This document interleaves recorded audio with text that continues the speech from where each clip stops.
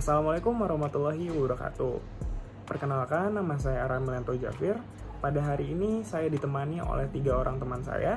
Ada Agam Wikola, ada Muhammad Fatanur Fajar, dan ada Muhammad Rihantoko Saputro.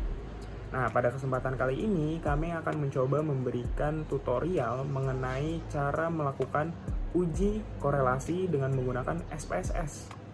Nah, karena kita akan melakukan uji korelasi, kita juga butuh yang namanya judul penelitian. Judul yang kami ambil adalah hubungan self-regulation dengan academic motivation pada mahasiswa se-Jabodetabek. Tanpa berlama-lama, kita langsung aja ke tutorialnya, yang dimana akan dijelaskan oleh teman saya. Terima kasih, selamat menonton. Jadi di sini kita sudah mempunyai data dari variabel self regulation dan academic motivation. Langkah yang pertama yaitu kita input datanya ke dalam SPSS. Setelah di-input, kita atur dulu variabel view-nya. Bisa diklik di sebelah kiri bawah. Di situ terdapat pilihan untuk variabel view-nya. Nah, di sini kita atur dari yang paling kiri yaitu namanya dulu. Jadi di sini kita berikan nama, kita berikan saja inisial dari variabelnya yaitu SR. Jadi di sini saya berikan namanya itu SR1 sampai SR10. Di sini ketika kita memberikan nama, kita tidak bisa memberikan spasi dalam mana namanya. Nah, selanjutnya yaitu yang diatur adalah desimal. Di sini kita buat 0 desimalnya supaya lebih mempermudah dalam kita melihat datanya nanti. Selanjutnya yang kita atur adalah measure-nya, yang karena ini datanya skala, kita atur jadi scale semua dari SR1 sampai SR10. Oke. Selanjutnya kita lihat ke data view lagi. Ada beberapa data yang unfavorable, jadi kita perlu reverse dulu. Caranya yaitu kita klik pada pilihan transform. Selanjutnya kita pilih record into same variable. Di sini selain menggunakan record into same variable, kita juga bisa menggunakan record into different variable. Bedanya adalah ketika nanti diganti, kalau yang different variable itu gantinya nanti di kolom yang berbeda. Kalau misalkan yang same variable langsung diganti di kolom yang lama. Di sini saya menggunakan record into same variable. Jadi di sini datanya yang unfavorable adalah SR3 dan SR9. Jadi kita pilih datanya, lalu kita klik tanda panah supaya datanya masuk ke numeric variable di kotak sebelah kanan. Kita lakukan juga pada data SR9. Selanjutnya kita klik Alt New Values. Nah, di sini karena range itemnya itu dari 1 sampai 6, jadi kita akan ubah datanya. Di old value kita masukkan angka 1, di new value kita masukkan angka 6 sampai seterusnya, sampai angka di old value angka 2 dijadikan angka 5, angka 3 diganti dengan angka 4, angka 4 diganti dengan angka 3, angka 5 diganti dengan angka 2, angka 6 diganti dengan angka 1. Setelah semua dimasukkan, selanjutnya klik continue. Dan sudah dapat dilihat perbedaannya, ini adalah data yang sudah di reverse. Ya, tadi data yang unfavorable adalah SR3 dan SR9. Selanjutnya kita akan mencari total skornya. Untuk mencari total skor lebih mudah menggunakan Microsoft Excel dibandingkan dengan SPSS. Oleh karena itu kita akan menggunakan Excel dalam membuat total skornya. Tadi data yang sudah di reverse sebelumnya di copy paste dulu ke sini, setelah itu dicari total skornya. Setelah itu total skornya kita input ke SPSS dan jangan lupa diatur juga variabel view-nya. Kita namai total underscore score underscore SR. Dan tadi juga jangan lupa diganti dengan skala. Selanjutnya begitu juga dengan data yang variabel academic motivation. Langkah-langkahnya sama. Langkah-langkah mereverse data yang unfavorable. Namun bedanya di sini adalah range itemnya 1 sampai 4. Jadi pada old value dan new value dari 1 jadi 4, 2 jadi 3, 3 jadi 2, dan 4 jadi 1. Selanjutnya langkah-langkahnya sama. Kemudian dipindahkan ke Excel dan dicari total skornya dan kemudian dimasukkan lagi ke SPSS. Selanjutnya akan dilanjutkan oleh teman saya.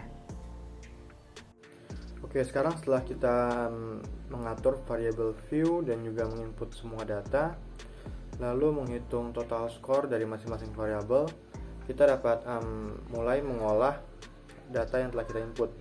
Namun sebelum kita mengolah data yang kita input menggunakan analisa korelasi, kita perlu memenuhi uji asumsi atau syarat-syarat yang perlu dipenuhi sebelum melakukan analisis uji korelasi.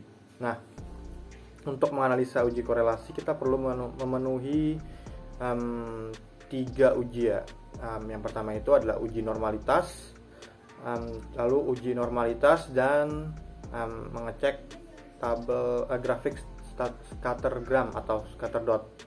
Nah, kita akan membahas langkah-langkahnya satu persatu dan sebelumnya saya akan menjelaskan sedikit tentang kegunaan uji asumsi ini. Jadi untuk uji normalitas digunakan untuk mengetahui persebaran data yang telah kita input, apakah data yang kita input itu terdistribusi normal atau tidak.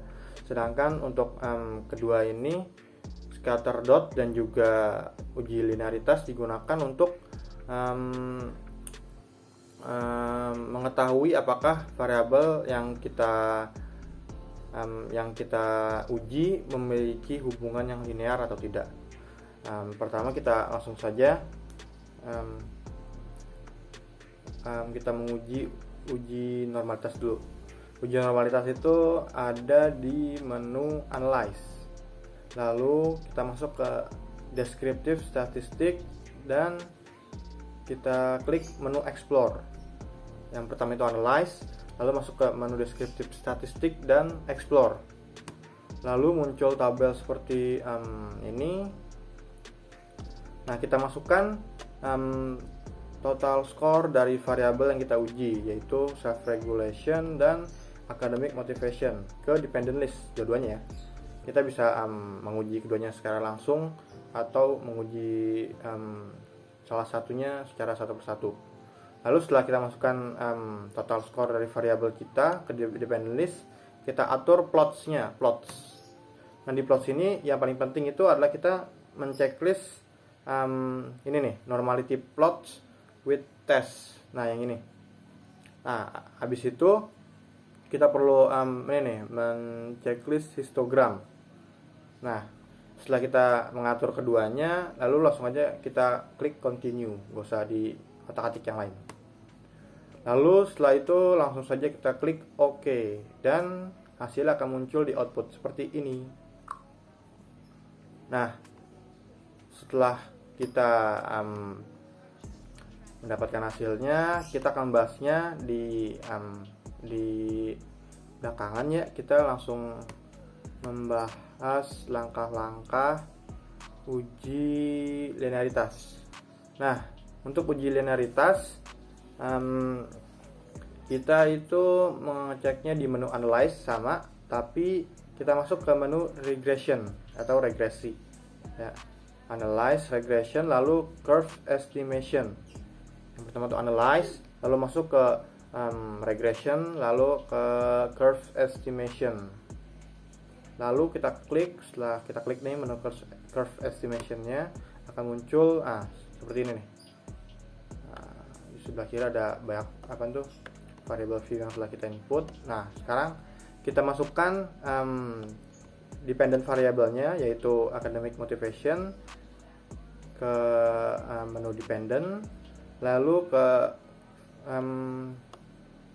kita masukkan total score dari independent variable, yaitu self regulation, ke menu independent variable. Nah, setelah sudah dimasukkan keduanya, kita checklist nih yang linear ini nih. Ada di models dan lalu ada menu linear, kita checklist.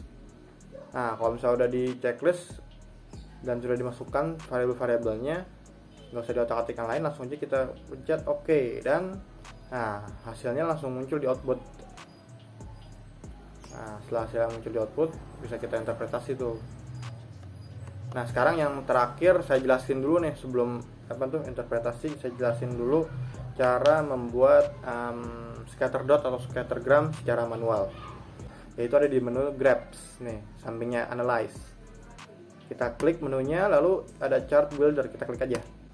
Ntar langsung muncul pilihan-pilihan grafik yang pengen kita bikin. Di sini tuh ada choose from. Teman-teman bisa pilih yang tulisannya scatter atau dot, scatter dot. Nah, lalu ntar di sebelah kanannya itu ada pilihan-pilihan grafik yang ingin dibuat. Biasanya itu kita bakal milih simple scatter with fit length. Lalu setelah itu kita, ini ada x-axis dan y-axis. Di sini teman-teman bisa langsung input aja yang tadi itu total score dari masing-masing variabel. Variabel independent kita masukin, yaitu self regulation. Lalu setelahnya total score dependent, academic motivation. Nah, setelah kita masukin nih, udah ada nih total score AM dan total score SR nih kan. Nah, soalnya kita klik OK, dan hasilnya grafiknya akan terbentuk sendiri tuh di output. Nah, sekarang kita lanjut ke analisa outputnya. Oke, sekarang untuk interpretasi hasil output dari uji asumsi itu, pertama kita dari uji normalitas dulu ya. Di sini tuh ngasih tahu kita hasil uji normalitas yang udah kita lakuin. Nah, di sini ada tulisan ini nih, Kolmogorov, Smirnov, dan Shapiro-Wilk. Nah, di sini saya bakal menjelasin kalau misalnya uji normalitas yang kita lakuin itu menggunakan perbandingan tabel dari Kolmogorov, Smirnov, dan Shapiro-Wilk. Bedanya gimana sih penggunaannya? Bedanya itu kalau misalnya Kolmogorov, Smirnov dipakai ketika sampel yang kita gunakan itu lebih dari 50, atau sampel bisa dibilang sampel itu besar. Lalu kalau misalnya untuk Shapiro-Wilk digunakan ketika sampel yang kita gunakan itu lebih kecil daripada 50. Nah, di sini kita dapat untuk uji normalitas variabel AM itu ada, ini kita pakai yang Kolmogorov-Smirnov ya, karena sampel yang kita pakai itu ada berjumlah 100, jadi lumayan besar. Untuk variabel AM didapat nilai signifikansi nih, yang ini nih, signifikansi sig itu p-value atau nilai signifikansi adalah 0,2. Sedangkan untuk variabel self regulation didapat 0,174.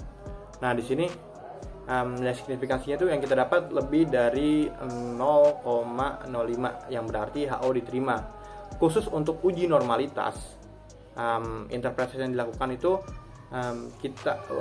data dianggap normal atau terdistribusi normal ketika HO diterima dan HA ditolak, atau bisa juga ketika nilai signifikansi yang kita dapat di uji normalitas itu lebih besar daripada 0,05, maka bisa kita sebutkan bahwa